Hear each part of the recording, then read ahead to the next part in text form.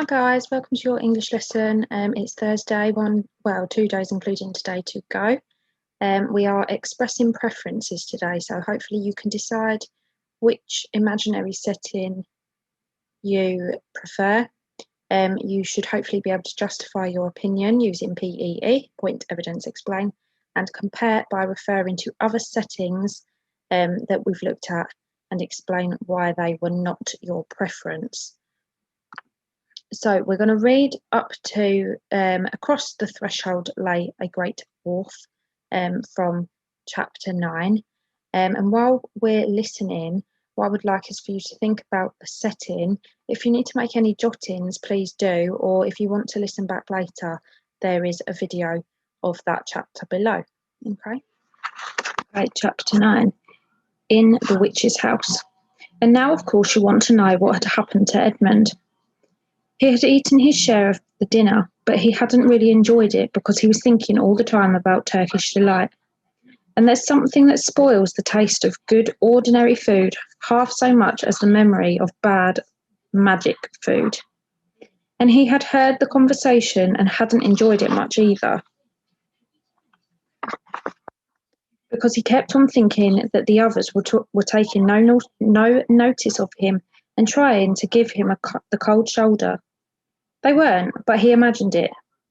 And then he had listened until Mr. Beaver told them about Aslan, and until he had heard the whole arrangement for meeting Aslan at the stone table. It was then that he began, very quietly, to edge himself under the curtain which hung over the door. For the mention of Aslan gave him a mysterious and horrible feeling, just as it gave the others a mysterious and lovely feeling. Just as Mr. Beaver had been repeating the rhyme about Aslan's flesh and Adam's bone, Edmund had been very quietly turning the door handle, and just before Mr. Beaver had begun telling them that the White Witch wasn't really human at all, but half a djinn and half a giantess, Edmund had got outside into the snow and cautiously closed the door behind him. You mustn't think that even now Edmund was quite so bad that he actually wanted his brother and sisters to be turned into stone. He did want Turkish delight and to be a prince, and later a king, and to pay Peter back for calling him a beast. As for what the witch would do with the others, he didn't want her to be particularly nice to them, certainly not to put them at the same level as himself. But he managed to believe, or to pretend he believed, that she wouldn't do anything very bad to them, because he said to himself, all these people who say nasty things about her are her enemies, and probably half of it isn't true. She was jolly nice to me. Anyway, much nicer than they are. I expect she is the rightful queen, really. Anyway, she'll be better than that awful Aslan. At least that was the excuse he made in his own mind for what he was doing.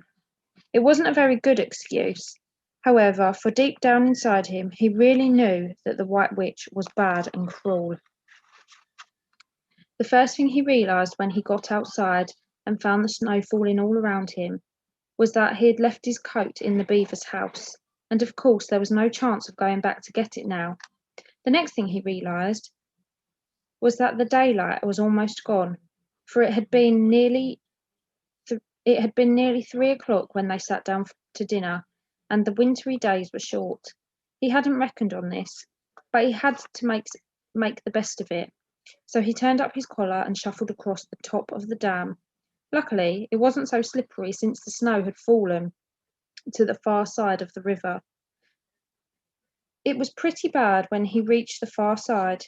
It was growing darker every minute, and what with that and the snowflakes swirling all around him, he could hardly see 3 feet ahead. And then, too, there was no road. He kept slipping into deep drifts of snow and skidding on frozen puddles and tripping over fallen tree trunks and sliding down steep banks and barking his shins against rocks till he was wet and cold and bruised all over. The silence and the loneliness were dreadful. In fact, I really think he might have given up the whole plan and gone back and owned up and made friends with the others if he hadn't happened to say to himself, when I'm king of Narnia, the first thing I shall do will be to make decent roads. And of course, that set him off thinking about being king and all the other things he would do, and this cheered him up a good deal. He had just settled in his mind what sort of palace he would have, and how many cars, and all about his private cinema, and where the principal railways would run, and what laws he would make against beavers and dams, and was putting the finishing touches on some schemes for keeping Peter in his place, when the weather changed. First, the snow stopped. Then a wind sprang up and it became freezing cold. Finally, the clouds rolled away and the moon came out. It was a full moon, and shining on all that snow, it made everything almost as bright as day. Only the shadows were rather confusing. He would never have found his way if the moon hadn't come out by the time he got to the other river. You remember, he had seen, when they first arrived at the Beavers, a small river flowing into the great one lower down. He now reached this and turned to follow it up, but the little valley down which it came was much steeper and rockier than the one he had just left, and much overgrown with bushes, so that he could not have managed it at all in the dark.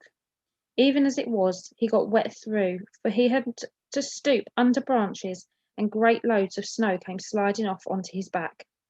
And every time this happened, he thought more and more how he hated Peter, just as if all this had been Peter's fault.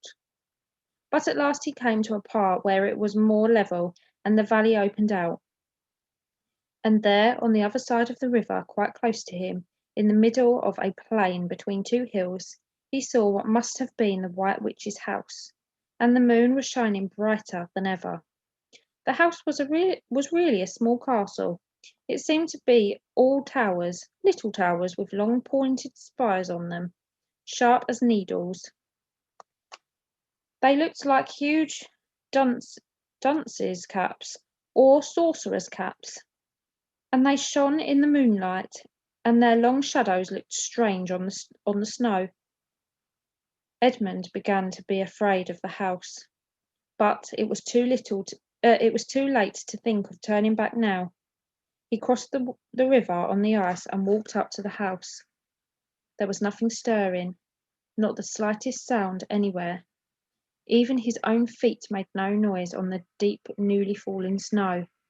He walked on, past corner after corner of the house, and past turret after turret to find the door. He had to go right round to the far side before he found it.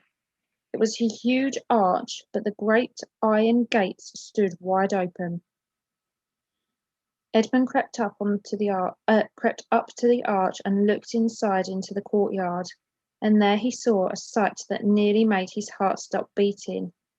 Just inside the gate, with the moonlight shining on it, stood an enormous lion, crouched as if it were ready to spring. And Edmund stood in the shadow of the arch, afraid to go on and afraid to go back, with his knees knocking together. He stood there so long that his teeth would have been chattering with cold, even if they had not been chattering with fear.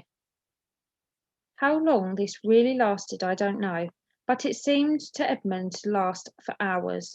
Then, at last, he began to wonder why the lion was standing so still, for it hadn't moved 1 inch since he first set eyes on it. Edmund now ventured a little nearer, still keeping in the shadow of the arch as much as he could. He now saw from the way the lion was standing that it couldn't have been looking at him at all. But supposing it turns its head, thought Edmund. In fact, it was staring at something else, namely a little dwarf who stood with his back to it about 4 feet away. Aha, thought Edmund, when it springs at the dwarf, then I'll have my chance to escape. But still, the lion never moved. Nor did the dwarf. And now at last Edmund remembered what the others had said about the White Witch turning people into stone. Perhaps this was only a stone lion, and as soon as he had thought of that, he noticed the lion's back and the top of its head were covered in snow. Of course, it must only be a statue. No living animal would have let itself get covered with snow. Then, very slowly, with his heart beating as if it would burst, Edmund ventured to go up to the lion. Even now he hardly dared touch it, but at last he put out his hand very quickly and did. It was cold stone. He had been frightened of a mere statue. The relief which Edmund felt was so great that in the spite of the cold he suddenly got warm all over, right down to his toes, and at the same time there came into his head what seemed a perfectly lovely idea. Probably, he thought, this is the great lion Aslan that they were talking about. She's caught him already and turned him to stone, so that's the end of their fine ideas about him. Pooh, who's afraid of Aslan? And he stood there gloating over the stone lion, and presently he did something very silly and childish. He took a stump of pencil lead out of his pocket and scribbled a moustache on the lion's upper lip, and then a pair of spectacles on its eyes. Then he said, "You silly old Aslan, how'd you like being a stone? You thought you'd yourself mighty fine, didn't you?" But in spite of the scribbles on its face of the great stone beast of the great But in spite of the scribbles on it, the face of the great stone beast still looked so terrible and sad and noble staring up in the moonlight that Edmund didn't really get any fun out of jeering at it. He turned away and began to cross the courtyard. As he got to the middle of it, he saw that there were dozens of statues all about, standing here and there rather as the pieces stand on the chessboard when it is halfway through a game. There were stone satyrs and stone wolves and bears and foxes and catamountains of stone. There were lovely stone shapes that looked like women but who were really the spirits of trees. There was a great shape of a centaur and a winged horse and a long leaf creature that Edmund took to be a dragon. They all looked so strange standing there perfectly lifelike and also perfectly still. In the bright cold moonlight, they all looked so strange standing there perfectly lifelike and also perfectly still. In the bright cold moonlight, that it was eerie work crossing the courtyard. Right in the very middle stood a huge shape like a man, but as tall as a tree, with a fierce face and a shaggy beard, and a great club in its right hand. Even though he knew that it was only a stone giant and not a live one, Edmund did not like going past it. He now saw that there was a dim light showing from a doorway on the far side of the courtyard. He went to it. There was a flight of stone steps going up to an open door. Edmund went up to them. Across the threshold lay a great wolf. And that is where I'm going to stop for now.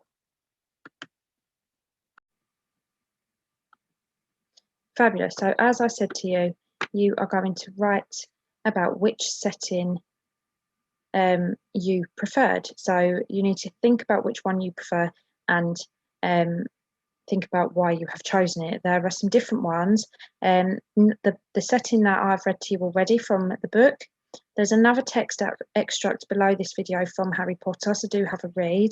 And then there are some video clips for you as well, which I've popped the link underneath this video for. I'm not going to try and play them because every time I try and do that, it doesn't seem to work. So rather than having all of that confusion, have a little read of the extract from Harry Potter for the Forbidden Forest, and then have a little look at the links below and decide which of the imaginary worlds are your favourite, and then tell me why. So tell me which parts you really liked, and if you can, compare them to some of the others, so I'll know then if you have watched all of the settings and read about the one from Harry Potter. So there's no getting away from not doing that part. Okay, and actually, that's all me done for speaking today. Nice short one from me today. Have a lovely rest of the day. Happy World Book Day. And you should find a story from me underneath the Star of the Week as well. So have a lovely rest of the day. I hope you've had lots of fun dressing up, and I will see you later.